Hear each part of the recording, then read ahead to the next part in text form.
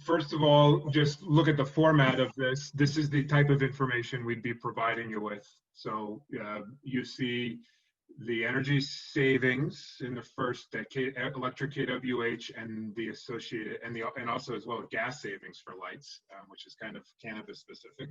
The next column is the amount of energy cost savings. So your utility bills will go down by $57,000 using for the lighting that was installed in this project. Peak demand reduction.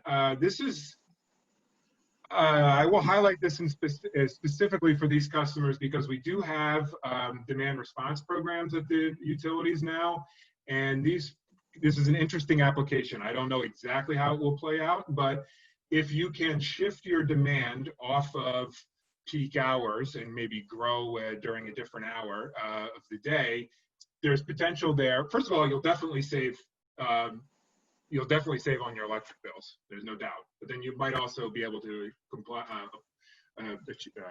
qualify for incentives there. So we have a demand reduction program separately that would you participate in. And the next column is your first cost, your incremental first cost. And so the payback is simply the incremental first cost divided by the $57,000. And that's where this project landed. I think it's pretty typical. The measures here, I think, was pretty common to see gas-driven chillers. The facility itself is pretty typical, like with the facility details that Gretchen referenced. So this is certainly within the realm of possibility of what's possible. We at Eversource, I'm speaking only for Eversource right now. I think the utilities are generally around this area, but we would pay customers 18 cents a kWh that they save and $1.50 a therm that they save. So you can put these numbers into financial incentive dollars if you wish.